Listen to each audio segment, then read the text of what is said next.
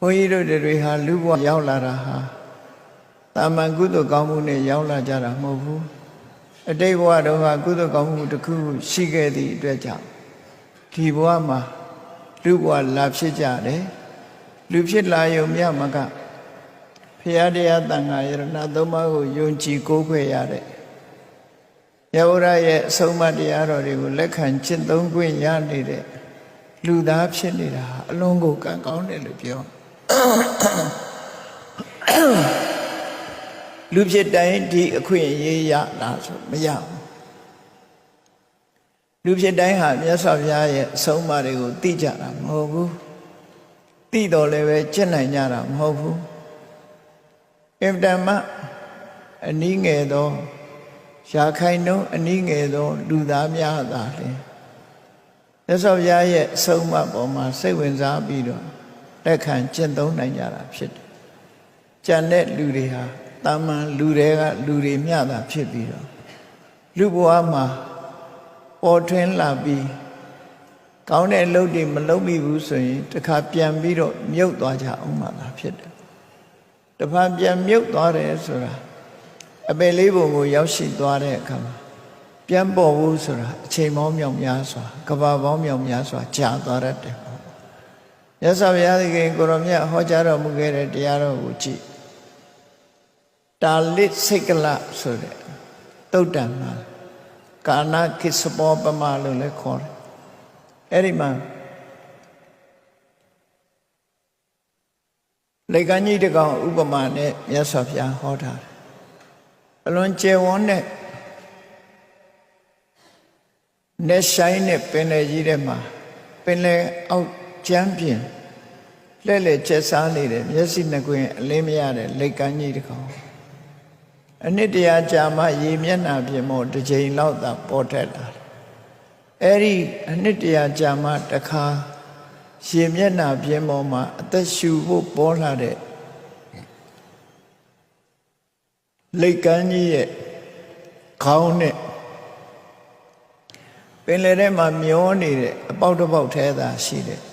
တဘိုးတုံးကြီးအဲ့ဒီတဘိုးတုံးကြီးရဲ့အပေါက်နဲ့အန်ချနော်မမျောလင်မဲနဲ့စွန့်မိဖို့ဆိုတာအလွန်ခဲရင်အဲ့ဒါကမှဖြစ်နိုင်သေးတယ်တဲ့လူသားတစ်ယောက်ဟာမကောင်းမှုဒုစရိုက်တွေကြောင့်လူအသိစိတ်ဓာတ်တွေချုပ်ယွင်းပြီးမကောင်းမှုဒုစရိုက်တွေလှုပ်ခြင်းကြောင့်လူဘဝကနေပြီးအပယ်လေးပုံဘက်ကိုပြန်ဆင်းသွားပြီဆိုလို့ရှိရင်လူဘဝပြန်ရဖို့ဆိုတာဒီတယ်များစွာခဲရင်တယ်လို့သူတို့ဆိုတယ်အဲ့တော့လိတ်ကန်းကြီးရဲ့ခေါင်းနဲ့အပေါက်ထဲတစ်ပေါက်သာရှိတဲ့မျောချင်မျောနေတဲ့တဘိုးတော်ကြီးရဲ့အပေါက်နဲ့စွတ်မိတယ်ဆိုတာကဆယ်ကတခါအခါတရတခါဖြစ်ကောင်းဖြစ်နိုင်သေးတယ်လူသားတယောက်ဟာတိရစ္ဆာန်ဘဝရောက်သွားလို့ရှိရင်လူပြန်ဖြစ်ဖို့ဆိုတာအလုံးကိုခဲရင်းတယ်လို့သူပြောတာနော်ပိုခက်တယ်ဘာကြောင့်ပိုခက်တာတော့အကြောင်းမရှိဘူးလားလို့ဆိုအကြောင်းရှိတယ်တိရစ္ဆာန်တွေဆိုတာဟာအညမေညခာဓိကာဒုဗ္ဗလခာရိကာတိရစ္ဆာန်ဘဝကိုကြည့်မယ်ဆိုရင်ကြီးနိုင်ငယ်ညင်းတကောင်းတကောင်းတတ်စားနေကြတဲ့ဘဝပဲလေသူတို့ရဲ့တဏ္ဍာမှာကုသိုလ်စိတ်ဖြစ်တယ်ဆိုတာဟာမေတ္တာမှာရှားပါတယ်အိတ်စားကာမလို့ဆိုတဲ့အတိုင်းအိတ်ချင်တဲ့စိတ်ရဲ့စားချင်တဲ့စိတ်ရဲ့ကာမကိစ္စစိတ်ရဲ့ဒီစိတ်ကလွဲလို့ကျန်တာတွေဘာမှမရှိဘူးအကုသိုလ်တွေဖြစ်ကြဒီကောင်နဲ့ဒီကောင်တွေ့ရင်လည်းရဖြစ်ဖို့ကြိုက်ဖို့အဲ့ဒါလို့တိရစ္ဆာန်လောကကြီးကိုကြည့်လိုက်မယ်ဆိုလို့ရှိရင်ကုသိုလ်ဖြစ်တဲ့အခွင့်အရေးဟာအလွန်နည်းတယ်လို့ဆိုလို့ကုသိုလ်ဖြစ်မှလူဘဝဆိုတာရနိုင်ဒါကြောင့်မို့အခုလိုလူဘဝရရှိထားတဲ့အချိန်လေးမှာမေလျော့ပေါ်တံပြီးသာဝနေရှာဖွေခြင်းအယောင်းဝယ်လုပ်နေခြင်းမလုပ်ရင်တော့မဖြစ်ဘူးလုပ်ရမှာအဲ့ဒီလုပ်ရင်းမှာမေမေလျော့ရော့ရှင်မှုမနေပဲနဲ့ကိုယ်စိတ်ထဲမှာ ကုသိုလ်နဲ့နေထိုင်တတ်ဖို့အမှန်တမ်းမှအရေးကြီးတယ်မြတ်စွာဘုရားကစီးပွားမရှာရဘူးလို့ဟောတာမဟုတ်ဘူးစီးပွားရှာရင်ကုသိုလ်ကိုမမေ့ဖို့သာဟောတာဖြစ်တယ်အဲ့တော့စီးပွားရှာရင်ကုသိုလ်လုပ်လို့ရတာပေါ့အယောင်းဝယ်လုပ်တဲ့ပုဂ္ဂိုလ်ဟာကိုယ်စီဈေးဝယ်လာတဲ့ပုဂ္ဂိုလ်ပေါ်မှာဘယ်လိုနှလုံးသွင်းရမလဲဈေးလာဝယ်ရင်ပြူပြူငါငါကြိုးစိုးတယ်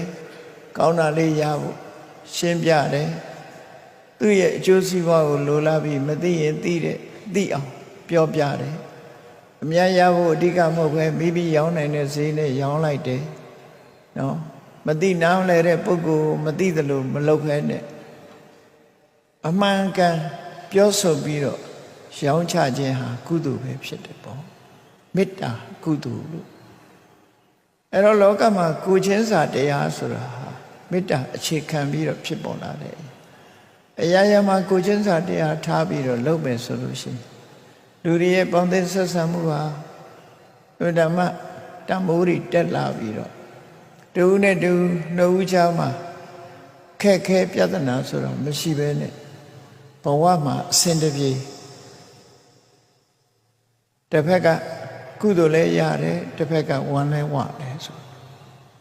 လှူမတမ်းမတင်ကုသိုလ်လို့ရသော်ဗျာဟောတာမဟုတ်ဘူးစိတ်ကောင်းနှလုံးကောင်းတူပေါ်တူမေတ္တာထားရင်လည်းကုသိုလ်ပဲနော်ကုသိုလ်ရဖို့ဆိုတာတွေကအများကြီးရှိတယ်နောက်ဆုံးမှာကုသိုလ်ရတယ်ဆိုတာလေးဟာစဉ်းစားကြည့်ဖះဆင်းတုတော်ဇေဒီပထိုးမြင်လိုက်လို့မျက်စိထဲမှာဖះတွေ့လိုက်တာနဲ့တပြိုင်နက်စိတ်ထဲမှာကြည်နူးပြီးအမှန်တရားကိုသိတော်မူတဲ့မြတ်စွာဘုရားရဲ့ကိုယ်စားတော်သို့မဟုတ်မြတ်စွာဘုရားရဲ့တတ်တော်မွေးတော်တွေထိသွင်းထားတဲ့မြတ်စွာဘုရားကိုအထိမ့်မှတ်ပြုပြီးတော့တိဆောက်ထားတဲ့ဇေဒီပဲမြတ်စွာဘုရားကိုအတိညာဉ်ကြီးကိုမြတ်စွာဘုရားရဲ့ဂုဏ်ကျေးဇူးတွေကိုအာရုံပြုပြီးလက်ကိုလေးချိန်လိုက်မယ်စိတ်ထဲမှာကြည်နူးလိုက်မယ်ဆိုလူဖြစ်ဖို့မခဲရင်ဘူးနတ်ဖြစ်ဖို့မခဲရင်အဲ့ဒီကုသိုလ်လေးတောင်မှပဲကြီးမားတဲ့ကုသိုလ်လို့ပြောဒါလှူတာတန်းတာမဟုတ်ဘူးနော်အဲ့ဒါလောက်နဲ့တည်းမဲ့ကုသိုလ်ရနိုင်တာအများကြီးပဲရှိတယ်လှူတဲ့တန်းတယ်ဆိုတဲ့နေရာမှာလည်းပဲကိုယ့်မိသားစုထဲမှာကိုယ့်အမေကိုကြွေးတယ်ကိုယ့်မိသားစုကိုစားစေခြင်းနဲ့မေတ္တာနဲ့ကြွေးတယ်တူမေတ္တာတူမှဆိုတာရိုင်းမင်းပြီးတော့ကျွေးမွေးစောင့်ရှောက်ခြင်းဟာဒါလည်းဒါနကုသိုလ်ဖြစ်တာအိမ်ရောက်လာတဲ့မိတ်ဆွေသို့မဟုတ်ဧည့်သည်သိသည်ဖြစ်စေမသိသည်ဖြစ်စေအိမ်ရောက်လာတဲ့အခါမှာရှည်လေးတစ်ခွက်တိုက်တာပဲဖြစ်ဖြစ်ကော်ဖီလေးတစ်ခွက်တိုက်တာပဲဖြစ်ဖြစ်ဒါလည်းဒါနကုသိုလ်ဒီကုသိုလ်တွေဟာအကျိုးပေးတာပဲလို့ဆိုနေ့စဉ်ဘဝမှာကိုပုံမှန်နေတဲ့ထဲရတယ်မယ်ကုသိုလ်ရနိုင်အောင်ကုသိုလ်ရအောင်နေတတ်မယ်ဆိုလို့ရှိရင်ကုသိုလ်တွေဟာကိုယ်တဏ္ဍာမှာရနေမှာတစ်ဖက်ကလည်းပဲကိုယ့်ရဲ့တဏ္ဍာမှာဒီငါးပါးသီလကိုခံယူစောင့်တည်လိုက်တယ်တမာဒါနစောင့်တည်တဲ့ကုသိုလ်စေရနာတွေကိုယ်တဏ္ဍာမှာဖြစ်တယ်မကျွလွန်သေးသမျှတမာဒါနစောင့်တည်ထားတဲ့ကုသိုလ်စေရနာကိုယ်တဏ္ဍာမှာဖြစ်ခဲ့တယ်ကျွလွန်စေဟာအကြောင်းတစ်ခုကြုံလာတယ်ဥပမာမဲ့ချင်းလေးတစ်ကောင်ကိုလာကြိုက်လို့မတ်တမဲ့တတ်လိုက်ဖို့ကြုံလာတယ်မတတ်ဖဲနဲ့လွတ်လိုက်တယ်သူ့ကိုအထီးကိုက်မရှိအောင်ကျင်နာစွာဖယ်ရှားလိုက်တယ်ဆိုလို့ရှိရင်ဒါဟာဝိရတိကုသိုလ်လို့ခေါ်တယ်ရှောင်လိုက်တာနော်လှုပ်ရှားတစ်ခုခုကြုံလာတဲ့အခါမှာရှောင်လိုက်တာအဲ့ဒီရှောင်လိုက်တဲ့ကုသိုလ်ကိုဝိရတိလို့ခေါ်တယ်ဒါကြောင့်မို့လို့သီလဟာ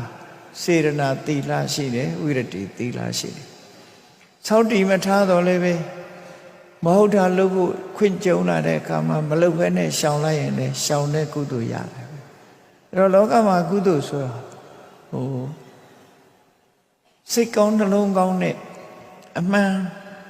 စဉ်းစားတတ်မယ်မှန်ကန်တဲ့အတွေ့ရှိနေမယ်ဆိုရင်ကုသိုလ်ဖြစ်ဖို့လွယ်ပါတယ်ယောနိသောမနတိကာရဆိုတဲ့မှန်မှန်ကန်ကန်စဉ်းစားနိုင်မှုအသိဉာဏ်နဲ့စဉ်းစားနိုင်မှုဟာကုသိုလ်ဖြစ်ဖို့အတွက်များစွာအထောက်အကူဖြစ်လို့ယေကေစိကုသလဓမ္မသဗ္ဗေတိယောနိသောမနတိကာရမူလက လောကမှာကုသိုလ်တရားတွေကိုယ်စိတ်ထဲမှာအပြစ်ကင်းပြီးကောင်းကျိုးချမ်းသာကိုဖြစ်ပေါ်စေတတ်တဲ့စိတ်နေသဘောထားတွေဖြစ်ပေါ်လာမှုဟာယောနိသောမနတိကာရလို့ဆိုတဲ့အမှန်ကန်နှလုံးသွင်းစဉ်းစားမှုပေါ်မှာအခြေခံတယ်လို့သူတို့ဆိုတယ်။ဘယ်အရာပဲဖြစ်ဖြစ်ယောနိသောမနတိကာရရှိမှကုသိုလ်ဆိုတာဖြစ်တယ်ပေါ့။ဒါကြောင့်မို့ကုသိုလ်ရတဲ့နှလုံးသွင်းနည်းမျိုးနဲ့နှလုံးသွင်းပြီးရောင်းကြမယ်ဝယ်ကြမယ်စီးပွားဥစ္စာလုပ်ကြမယ်ဆိုရင်ဘုရားဘာသာဝင်နေဖို့ဟာနေ့စဉ်မှာကုသိုလ်တွေဖြစ်တယ်ကုသိုလ်တွေဖြစ်တယ်တစ်ဖက်ကလည်းပဲမြင်မြင်သမျှကိုယ်နဲ့ဆက်ဆံရတဲ့ပုဂ္ဂိုလ်တွေအကျိုးကိုလိုလားတဲ့မေတ္တာစိတ်တွေဖြစ်တယ်အစဉ်ပြေပါစေဆိုတဲ့စိတ်ဓာတ်လေးပွားရင်မေတ္တာကုသိုလ်တွေဖြစ်တယ်ဘယ်သူဖြစ်ဒုက္ခရောက်နေတယ်အခက်အခဲတွေကြုံနေတယ်အော်ဖြစ်မှဖျားလေကုညီလိုတဲ့စိတ်တွေထိုဒုက္ခကလွတ်ကင်းစေလိုတဲ့စိတ်တွေပေါ်လာရင်ကရုဏာဆိုတာဖြစ်တာဘယ်သူဖြစ်အောင်မြင်ကြီးပွားသွားတယ်ဆိုလို့ရှိရင်ဝမ်းသာလိုက်တာသူကံကောင်းလိုက်တာလို့ကျေနပ်အားရပြီးဝမ်းသာနိုင်မှုဆိုရင်မုရိဒာဖြစ်တယ်ကိုယ်ကိုစော်ကားတာပဲဖြစ်စေကိုယ်နဲ့ပတ်သက်ပြီးတော့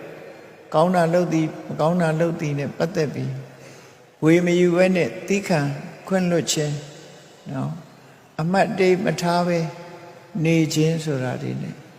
ဥပိ္ပခာဆိုသူ့ဘောကမျောလင်းချက်တစုံတစ်ခုမထားပဲကိုလှုပ်တဲ့လှုပ်ထိုက်တာတွေကိုလှုပ်ပေးတယ်ဆိုတဲ့အလွန်မြင့်မြတ်တဲ့ဥပိ္ပခာပြမဝိဟာရနဲ့လေနေထိုင်နေပေါ့အဲ့ဒါဆိုရင်ဘဝဟာခြေနှက်ဆရာကောင်းတဲ့အနေအထားတစ်ခုရအဲခြေနှက်ဆရာကောင်းတဲ့ဘဝတစ်ခုကိုယ်တိုင်ရောက်ရှိရရှိနေတဲ့အခြေဟာကိုယ့်ကိုအားရခြေနှက်မှုရှိရမှာဖြစ်တယ်အေးလူဘဝရတယ်ရသော်ဘုရားရဲ့အဆုံးအမသာသနာတော်နဲ့ကြုံတယ်ဒီလောက်နဲ့မခြေနှက်နိုင်ဘူးအိုခြင်းနာခြင်းသေခြင်းဆင်းရဲဒုက္ခတွေကလွတ်အောင်ဒီဘဝမှာငါကြိုးစားမယ်ဆိုလို့ရှိရင်လည်းမြတ်စွာဘုရားရဲ့ကိုယ်ပိုင်တရားဖြစ်တဲ့ဝိပဿနာတရားကိုအထောက်ဖို့ပဲရှိတယ်ပေါ့အဲ့ဒါတခုတည်းသောလမ်းကြောင်းပဲဖြစ်တယ်ဝိပဿနာကျင့်စဉ်ဟာတခုတည်းသောလမ်းကြောင်းပဲဝိပဿနာကျင့်စဉ်ကိုဘာတွေနဲ့ဖွဲ့စည်းထားလဲဆိုရင်သဘာဝတရားတွေကိုအမှန်မြင်ခြင်းဆိုတဲ့တမ္မာဒိဋ္ဌိမှန်ကန်စွာပြုထုတ်နိုင်ခြင်းဆိုတဲ့တမ္မာသင်္ကပ္ပမှန်ကန်စွာကြိုးစားအထောက်မှုဆိုတဲ့တမ္မာဝါယာမရဲ့မှန်ကန်စွာအမှတ်ရမှုဆိုတဲ့တမ္မာတတိရဲ့စိတ်တည်ငြိမ်မှုဆိုတဲ့တမ္မာသမာဓိရဲ့ဒီချက်၅ချက်နော်ဒီစွမ်းအားစိတ်စွမ်းအား၅မျိုးဟာဘယ်ပေါ်မှာမိတိထားတော့ဆိုအမှန်ပြောခြင်းအမှန်လုပ်ခြင်းမှန်ကန်တဲ့အသက်မွေးဝမ်းကြောင်းနေ့စဉ်ဘဝမှာအပြစ်ကင်းအောင်နေထိုင်ခြင်းလို့ဆိုတဲ့သီလအနဝိဇ္ဇဒုက္ခကိုအခြေခံပြီးတော့ကျင့်ကြံကြိုးကိုအားထုတ်တာအလွန်ကျင့်တဲ့ဆရာကောင်းတဲ့အနေထားတစ်ခုရတယ်မြတ်စွာဘုရားကကိုကျင့်သီလဆိုတာမှန်တာပဲပြောတယ်မှန်တာပဲလုပ်တယ်အသက်မွေးတဲ့နေရာမှာမှားယွင်းတဲ့နီးတွေနဲ့အသက်မွေးဝမ်းကြောင်းမရှာဘူးဆိုပါစို့ဒုစရိုက်နဲ့အသက်မမွေးဘူးမှန်ကန်တဲ့နီးလန်းနဲ့အသက်အဲ့ဒီသီလကိုအခြေခံလိုက်တဲ့အခါလူတွေရဲ့စိတ်ထဲမှာအပြစ်ကင်းတဲ့အနဝိဇ္ဇဒုက္ခဆိုတာခံစားရအဲ့ဒီအနဝိဇ္ဇဒုက္ခကအင်တမအရေးပါတဲ့ဒုက္ခဘယ်အခါပဲဖြစ်ဖြစ်ဘယ်ချိန်တွေးလိုက်အပြစ်ကင်းနေတဲ့ချမ်းသာရထားတဲ့ပုဂ္ဂိုလ်ဟာကျေနပ်နေမှာ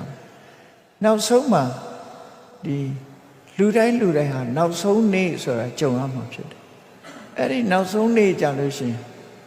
ဆွေမျိုးလည်းအားကိုးလို့မရဘူးပစ္စည်းဥစ္စာကိုလည်းအားကိုးလို့မရဘူးဘယ်သူကမှအားကိုးလို့မရဘူးအားလုံးဟာလက်ပိုက်ကြည့်နေကြတဲ့အနေအထားမျိုးနောက်ဆုံးအချိန်ရောက်သွားရင်ဘယ်သူအားကိုးမလဲဒါဝဲအားကိုးအဲ့တော့အားကိုးစရာတရားတစ်ခုရတာအဲ့ဒီအချိန်မှာအနဝိဇ္ဇဒုက္ခဟာတန်ဖိုးအကြီးမားဆုံးပဲဖြစ်တယ်ယောဂဝေဒနာဖြစ်လို့နောက်ဆုံးအချိန်ရောက်နေပြီဆိုတဲ့ဒီအချိန်ဟာတနေ့ကိုရောက်လာမှာဆိုတာမပြတ်တတိရထားဖို့လိုအပ်တယ်ပေါ့တို့သွားနေတာဘယ်ကိုသွားနေတုံးဆိုရင်နောက်ဆုံးရက်ကိုသွားနေကြတာဆိုတာတော့မမိတ်မတုံယုံကြည်ထားဖို့လိုအပ်တယ်ပေါ့နော်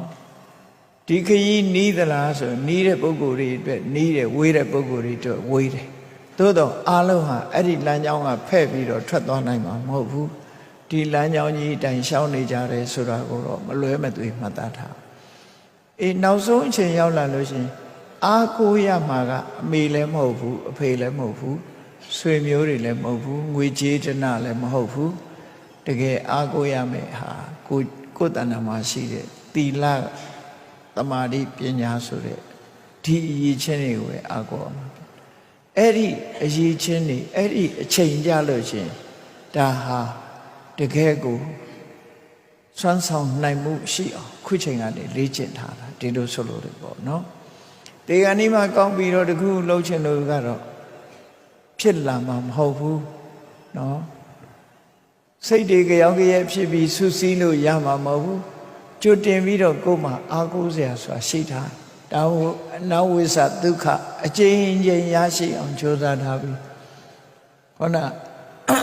မဂ္ဂင်၈ပါးဆိုတဲ့လမ်းကြောင်းကနေပြီးတော့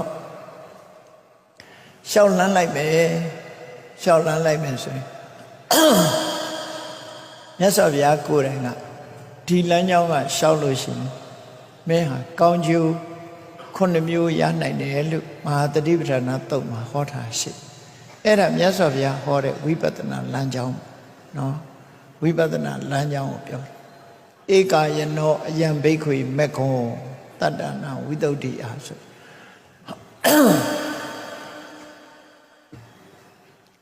ဒီ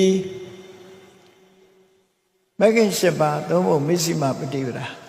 ဝိပဿနာကျင့်စဉ်ဆိုတဲ့ဒီလမ်းကြောင်းကနေဖြောင်းဖြောင်းတန်တန်လျှောက်သွားဒီလမ်းကြောင်းပေါ်တက်လိုက်တာနဲ့တပြိုင်နက်ဒီလမ်းကြောင်းကအကျိုးပြုတဲ့ကောင်းကျိုး9မျိုးဆိုတာရရှိတယ်ပထမကောင်းကျိုးကဘာလို့ဆိုရင်ကိုယ်တဏ္ဍမှာကိလေသာတို့အကုသိုလ်တို့စိတ်ညစ်เสียကောင်းတာတွေပေါ့နော်ဒီကနေ့မှလည်းပဲနှောက်ရှက်မယ်စိတ်ညစ်เสียကောင်းတယ်စိတ်ကိုညင်နွမ်းစေတတ်တဲ့အကုသိုလ်တွေစိတ်ကိုပူလောင်စေတတ်တဲ့အကုသိုလ်တွေအဲ့ဒီအကုသိုလ်တွေဟာမနှိမ့်ဆက်တော့ပဲစိတ်ကိုဖြူစင်သွားစေနိုင်တယ်ဒါတကူအဝတ်အစားတွေညစ်ပတ်နေလို့ရှိရင်ဆပ်ပြာနဲ့ရေနဲ့ဆေးကြောရတယ်လေဖောလျှော်ရတယ်အဲ့ဒါလိုပဲစိတ်ညစ်နွမ်းနေဘာနဲ့ဖောလျှော်မလို့ဆိုခုပြောတဲ့ဒီအကျင့်တရားနဲ့ဖွင့်လျှော်တာသီလသမာဓိပညာနဲ့ပဲဖွင့်လျှော်လိုက်လို့တန့်ပြန့်သွားပြီတန့်ပြန့်သွားရင်ဘလောက်စိတ်ချမ်းသာကြအဝတ်စားလေးတခုတန့်ပြန့်သွားရင်ဘလောက်စိတ်ချမ်းသာကြကောင်းအဲ့ဒါလိုပဲစိတ်ကလေးတန့်ပြန့်သွားအောင်ဒါနဲ့လို့သူဆိုတယ်နော်စိတ်ကလေးဟာတန့်ပြန့်သွားတယ်ဒါရင်လားလို့ဆိုမကဘူးရှင်ထဲမှာစိုးရိမ်စိတ်တွေဆိုတာလူတိုင်းမှာရှိတတ်တယ်ကိုတွေ့တာတဲ့အပေါ်မှာစိုးရိမ်စိတ်တွေပစ္စည်းဥစ္စာစိတ်မချတာလူစိတ်မချတာဆိုတာမျိုးတွေနဲ့စိုးရိမ်စိတ်တွေရှိအဲ့ဒီစိုးရိမ်စိတ်တွေကိုလည်းကြော်လွှားစေနိုင်တယ်စိုးရိမ်လွန်းမကစိုးရိမ်လာရင်ငိုရတာရှိတယ်အဲ့ဒီငိုရတဲ့ပရိဒေဝဆိုတာကိုလည်းကြော်လွှားနိုင်တယ်ဆိုတော့နံပါတ်2နဲ့နံပါတ်3နံပါတ်4ကျတော့ဒုက္ခကိုယ်ဆင်းရဲမှုတွေချုပ်ငြိမ်းသွားဖို့နံပါတ်5ကစိတ်ဆင်းရဲမှုတွေချုပ်ငြိမ်းသွားဖို့လူတိုင်းမှာကိုယ်ဆင်းရဲမှုဆိုတာရှိတယ်စိတ်ဆင်းရဲမှုတွေကြုံရတယ်အဲ့ဒါတွေကဘယ်တော့မှမကြုံရအောင်လုံးဝချုပ်ငြိမ်းသွားတဲ့အဆင့်ရောက်ဖို့ဆိုတာလေဒီလမ်းကြောင်းကပဲသွားတယ်နောက်ဆုံးနံပါတ်6ကညာယတ္တအဓိကမယနိဗ္ဗာန်သွားတဲ့လမ်းကြောင်းကြီးကိုဖော်ဆောင်ဖို့ဆိုတာလေဒီတရားတွေကပဲဒီလမ်းကြောင်းကပဲဖော်ဆောင်ပေးမှဖြစ်ပြီးနိဗ္ဗာန်ကိုမျက်မှောက်ပြုသွားတဲ့နိဗ္ဗာန်တသစ္စိကရိယာယကိုတွေ့အငြိမ့်တက်ကိုရရှိခံစားဖို့ဆိုတာလေဒီလမ်းကြောင်းကပဲသွားရတယ်လို့ဒီလိုမြတ်စွာဘုရားတိတိကျကျဆုံးမထားတာအဲ့တော့တာမန်လူဘဝမှာနေတာနဲ့မကျင့်တတ်ဘူးတဏှာဟုတ်ကလွတ်ချင်တယ်ဆိုရင်တကြောင်ဒီတော့လမ်းမယ်ဒီထဲမှာလမ်းမွာတွေလမ်းခွဲတွေမရှိဘူးဒီလမ်းကနေသွားဒီလမ်းသွားရင်ဖြောင်းတန်းနေတယ်လေသွားချင်ပြီဆိုရင်အဲ့ဒီလမ်းကမသွားချင်သေးဘူး တန်ရာထဲမှာချမ်းချမ်းသာသာနေခြင်းနဲ့ဆိုလို့ရှိရင်ကိုချင်းစာတရားအခြေခံစီးပွားဥစ္စာရှာတယ်ကိုချင်းစာတရားအခြေခံပြီးတော့လူမှုဆက်ဆံရေးတွေတဦးနဲ့တဦးဆက်ဆံတယ်မိသားစုအချင်းချင်းဆက်ဆံတယ်ညီကိုမောင်နှမအချင်းချင်းဆက်ဆံတယ်ဆွေမျိုးသားချင်းအချင်းချင်းဆက်ဆံတယ်ကိုချင်းစာတရားအခြေခံပြီးဆက်ဆံတဦးနဲ့တဦးမပြေလည်စရာဘာတစ်ခုမှမရှိဘူးလူတယောက်ဟာကိုယ့်ရဲ့ခံစားချက်ကိုရှေ့တန်းတင်ပြီးသူ့ရဲ့ခံစားချက်ကိုဂရုမစိုက်ဘူးဆိုလို့ရှိရင်ပြဿနာပဲဒါဟာတော့နော်စိတ်ခံစားချက်ဆိုတာတူတာမှမဟုတ်တာရောင်းသူနဲ့ဝယ်သူစဉ်းစားကြည့်လေရောင်းသူရဲ့စိတ်ခံစားချက်ကဘာလို့အမြတ်ရချင်တယ်သူဝယ်သူရဲ့စိတ်ခံစားချက်ကဘာလို့ဆိုရင်အေးပစ္စည်းကောင်းကောင်းနဲ့ဈေးချိုရချင်တယ်ဒါအဲ့တော့သူတို့နှစ်ဦးဟာအပြန်အလှန်နားလည်လိုက်မယ်ဆိုလို့ရှိရင်စင်ပြေသွားမှာစင်ပြေသွားအဲ့ဒါလို့ပြန်အလှန်နားလည်ပြီးစိတ်ခံစားမှုဟာမေတ္တာကိုအခြေခံရတာဖြစ်တယ်ပေါ့အရာခသိမြတ်စွာဘုရားဟောကြားထားတဲ့အဆုံးအမတိုင်းနေ့စဉ်ဘဝမှာကုသိုလ်တွေရပြီးတော့ခြေတတ်เสียကောင်းတဲ့ဘဝဖြတ်တန်းပြီးဒီလိုသွားကြတာဖြစ်တယ်